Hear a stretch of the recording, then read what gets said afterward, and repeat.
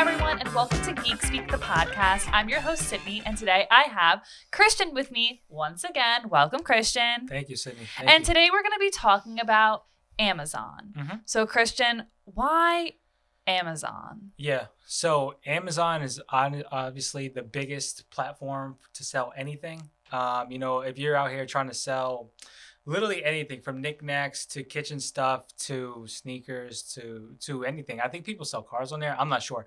But anything, they have billions and billions of dollars in revenue each year. Each year, they're saying how much they killed it on Prime Day, how much they killed it on Black Friday, how much they killed it on Cyber Monday, and everything in between. So e-commerce, they're the giant. They're going to be the giant for a long time until somebody, comes and knocks them off. So if you're selling anything of a physical product, you want to be on Amazon just because all the traffic's there, all the eyeballs are there. So a lot of times people, they might not even have the best product, but since everyone's just on there to shop and just kind of browsing around, you might just incur sales off of people bumping into your item, and maybe they were looking for something else to begin with. So it's where all the people are. It's where you want to be and your product wants to be. So can we touch a little bit on Seller Central versus Vendor Central? Yeah, so Amazon advertising is broken into Seller Central, Vendor Central. So Seller Central means, that's the person selling the item on Amazon and advertising themselves. So if I had a product I wanted to advertise on Amazon, I would be Seller Central.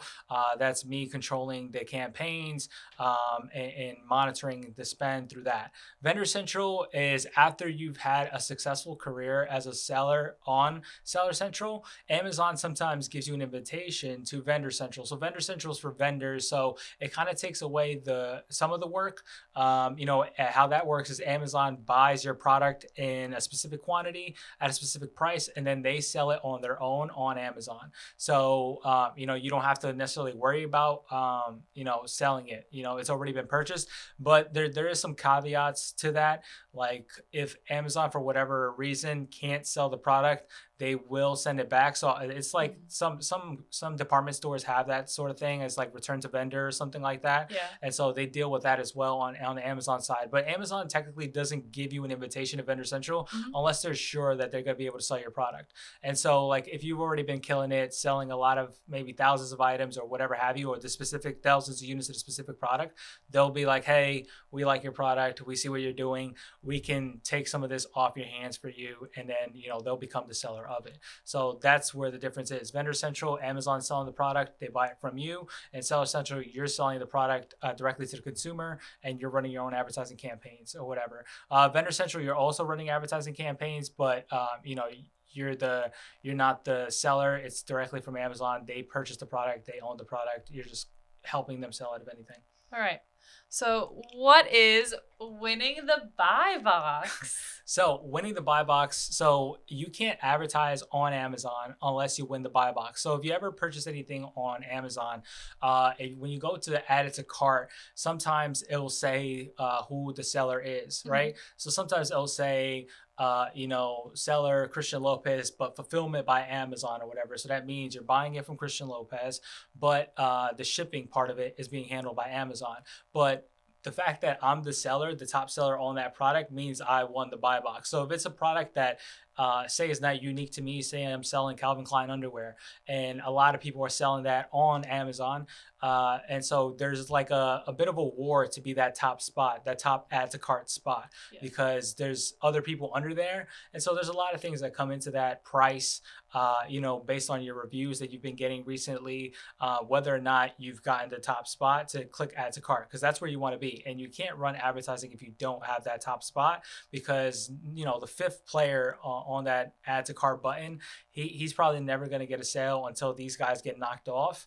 And so you can't run advertising at all. So that's what it means. It's when you click add to cart, the top seller that you're getting the product from, he wins the buy box. He's winning the buy box, and he's the only one that can run advertising for that product. And what are the different advertising campaign types? Yeah. So when you're running advertising on Amazon, there's a bunch of different advertising campaign types. Similar to Google, they also do keyword search. So, you do your keyword research, you figure out which keywords you want to run for.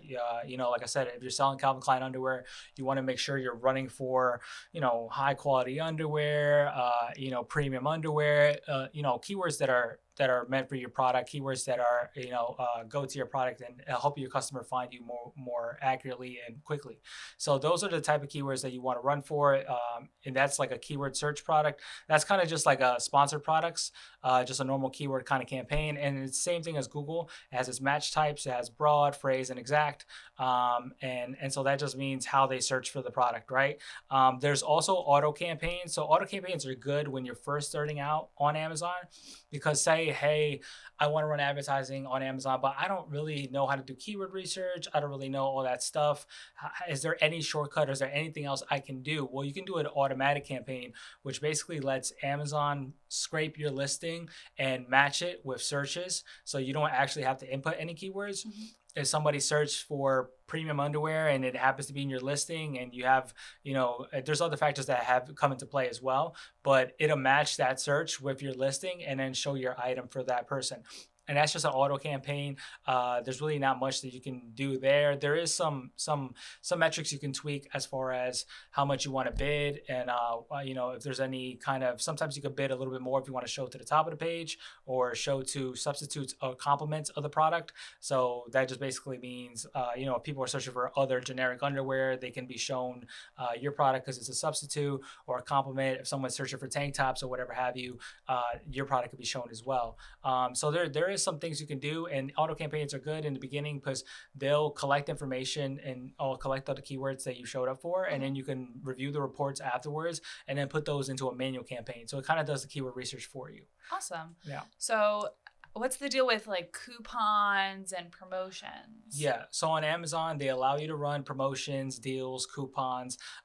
And so coupons and promotions, sometimes you'll see on an Amazon product, it'll be like, clip this coupon for $2 off on the actual listing of the product. And so that's a really good incentive for someone to purchase your item. If they were already on your Calvin Klein underwear page and they're thinking about it, but the price is a little, maybe they're not exactly too happy with the price, but then you have a $2 off coupon, might be incentive enough for them to just add to cart and purchase it through there. So that's the coupon aspect of it. You can do a percentage off or an actual monetary value discount. So like $2 off, $3 off. There's usually not large discounts. It's just like a boosted incentive for them.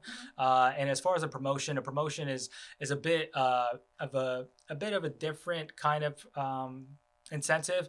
A promotion could be like, buy 2 Calvin Klein underwears, get the third one half off or something like that, right? So that's where the difference is. Coupon is really just a small incentive to make them purchase that one product, more or less, or one of the products. A promotion is more or less to increase the value of their total order by incentivizing them to maybe buy more than one, or there's all types of promotions you could do. You could do discounts off, you could do money off, or you can say with the purchase of 2 Calvin Klein underwears, you get the tank tops for half off or something like that. So then you can start, positioning some of your other products to also get some kind of discount towards them. Because if I'm only selling Calvin Klein underwear, but I have a whole bunch of tank tops in stock that I can't get rid of, maybe I'll use my top seller to try to boost some sales otherwise, right? So that's what the promotions are. And then another thing is like lightning deals. Yeah. Like when you see them and then you're like, oh, I feel so obligated to buy this because it runs out of the sale in 4 minutes and I don't even need this, but I need it. Exactly. Because it's really, lightning deals are usually at a pretty big discount. So that's why they do really good. But it depends. It can be good for a lot of sellers and it could also not be good for sellers. So if I'm already a pretty successful Calvin Klein underwear seller on Amazon, a lot of times lightning deals, they have to be presented to you by Amazon. So Amazon will be like, hey, I see that you're selling a lot of underwear for $20. We want to run a lightning deal. We want to sell the underwear at $12, right? And then you have to put a specific amount of units in there, a specific amount of spend in there. So then that's when it becomes maybe not so good of a deal. If you're already doing pretty good on your own, they usually heavily discount the product for a lightning deal, and so you may not want to get into that, because if you get your customer to get used to that new price, then it shoots back up to your normal original price after the lightning deal. They might not get it anymore. They might wait for the next lightning deal. And so it does boost your sales a good amount. But if you're already a pretty successful seller on the original price, then I would probably steer away from them. It's only if you kind of need that extra help, or like I said, if for whatever reason that's my only product and I'm trying to position people to learn more about all the other products I do, that lightning deal can maybe introduce me to people who maybe not purchased from me before. So it has its pros and cons. You just have to weigh them out and see what's right for you. Okay, so how does one register their own brand? Yeah, so sometimes on Amazon, to get to certain features, like an Amazon storefront, which a lot of the more established companies do have on Amazon now, you have to have your trademark. So you have to own the trademark to your brand, and then you register your brand with Amazon. So you have to submit the trademark kind of certificates or whatever have you, to let Amazon know that everything you have is registered, it's certified, you have the trademark, you're the sole owner, and then it allows you to do cool things like create an Amazon storefront. It also opens up some new campaign types for advertising, and it also lets you create these cool listings. So the cool listings are enhanced brand content. So a lot of times, if you're a new seller on Amazon, all you get is the bare bones kind of just words on a page kind of thing, as far as your product listing. But if you're registered with Amazon, if your brand is registered with Amazon, then you get to do the real cool kind of build out listings where there's pictures, there's sometimes videos. It really presents your brand as a lot more established. It's a lot better experience for the user just kind of browsing the listing. But it's only for people with brands that are registered. So that's enhanced brand content. That's EBC, and that's one of the things that come with registering your brand. But also, as far as additional campaigns that are offered, you can then run sponsored brand campaigns. So sponsored brand campaigns are sometimes you'll see on a search on Amazon, you'll see like a little banner at the top. So that's a sponsored brand campaign, and you're allowed to show 3 items in that little banner. Okay. But that's only available if you have your brand registered with Amazon. And so you want to have that little banner at top. You want to have those sponsored brand campaigns, just because the conversion rates for those are a lot more. All the other sponsored listings, they just look like normal search results. They just have a little sponsored kind of thing in the corner, but the banner really stands out from the rest of the search results. And so conversion rates are a lot better. And so you really want that, but you have to have your brand registered, or otherwise you don't even get to. So what's fulfillment by Amazon? Yeah, so FBA, or fulfillment by Amazon, is how most of the people sell on Amazon. They ship their items, because nobody, if you're a large time seller on Amazon, you're not shipping these items yourself. You're not going to the post office yourself or whatever have you. This isn't like an Etsy store. You're doing volume. You want to have a warehouse that helps you with this. So Amazon has its own shipping and packing service, and it's kind of the only way sellers really sell on Amazon, because it's got so many pros as far as the 2-day delivery, which is now becoming like 1-day delivery or like 2-hour delivery in some areas. It's getting better and better as they put more and more warehouses everywhere throughout the US. But the fulfillment by Amazon is the prime delivery. Everybody wants Amazon Prime delivery. They don't want to wait. The days of waiting 3 to 5 business days for a package are gone. So 2-day delivery, which is the prime delivery, is kind of like the standard now. And so Amazon does that for you. Yeah, you have to pay them to ship the items, but a lot of times if you're doing a good amount of volume, it's a lot cheaper. Like for you to do a 2-day delivery for a package is nowhere near the same price as what Amazon's going to charge you. So Amazon gives you a pretty good discount if you have a decent amount of volume. It's no way near like if you were to get it expedited, like where it'd be $25. Exactly. Right? You're just paying like the fee a month, and then that's just like, that's what it is. And then you get it for 2 days, and you're like, oh, I need it now. Exactly. So it's really addicting. Yeah. So what about some extras? Like, how important is the back end information? Yeah, so a couple of things that go into like the back end of a listing. So if you ever sold on Amazon, you know that when you're uploading your item, there's a lot of sections in the back end of your listing. Amazon likes you to fill all of that in with as much information as you can. Sometimes it doesn't apply to your product, so you can leave it blank. But as far as I know, they talk about the target audience in the back end listing. They talk about you're also allowed to put in keywords in the back end listing. So I would put in keywords that are relevant to my product. I would not put in keywords as if I was making a campaign, because if I'm selling Calvin Klein underwear, there should be no reason why I'm putting Polo Ralph Lauren back there. Like, no, this isn't the same thing as a keyword campaign. You want to show as many keywords as specific to your product to help Amazon kind of define your product a little bit more for their audience. They have all types of sections in the back. What's the best use for the product. Some of the stuff makes sense, some of it doesn't. It's kind of general, but you want to make sure that as much of the back end is filled in as possible, because it does give you more. It does weigh you higher on the Amazon kind of back end like grading scale than people who barely have anything filled in on the back. So fill in as much as you can on the back end of your listing. It's going to help you with the Amazon search results. It's just the best way. So what about advertising reports and business reports? Right. Yeah. So for you to really run your campaigns and then see how well or how bad your campaigns did, you would like to download your reports to be able to analyze all the data just in a spreadsheet. So Amazon is does a good job of presenting all your information into advertising reports for strictly your advertising campaigns, and your business reports that combines your advertising with your organic sales. So then you could look at everything there. And so the business reports cover everything from your top selling product, for how many views your listing got, how many impressions it's gotten, how many sales you've had in the past 30, 60, 90. It's really, you can really customize it to whatever. And there's not much information that you can't get out of your listings, out of your reports. It's really important to review your reports also for like the automatic campaigns. Since there isn't any keywords, the only way to see what keywords people search for and saw your product is to download those reports, because it's not allowed in the back end.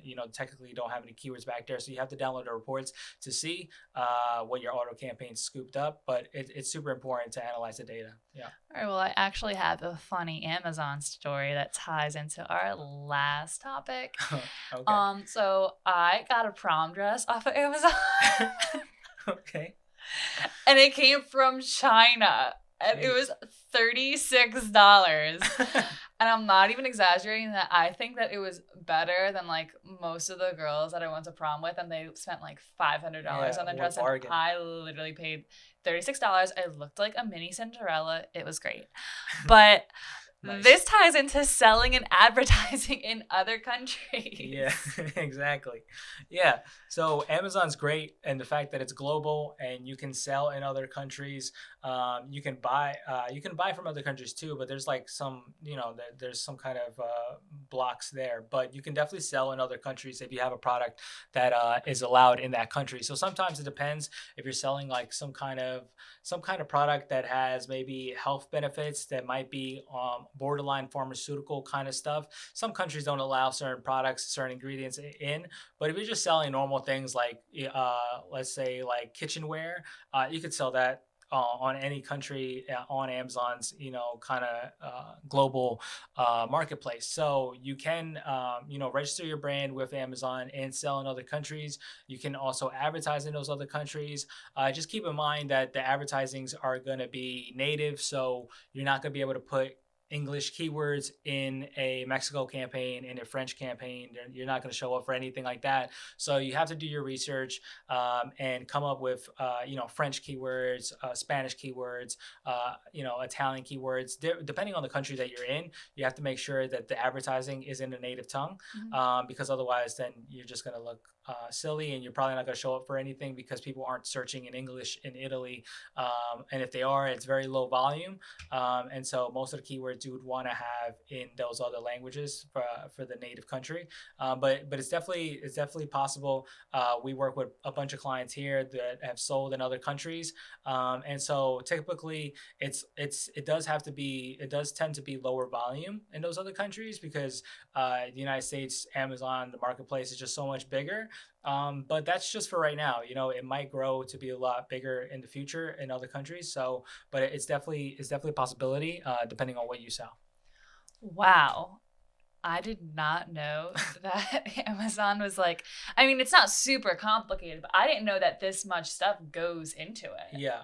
Yeah. And this is just kind of general stuff. There's a lot more. This is just the beginning. Yeah, there's a lot more kind of details and stuff that we could get into, but that'll take a long time. But yeah, this is good. Well, this was a treat. Yeah. Thank you so much, Christian, for joining me today on your last day. Yeah, thank you.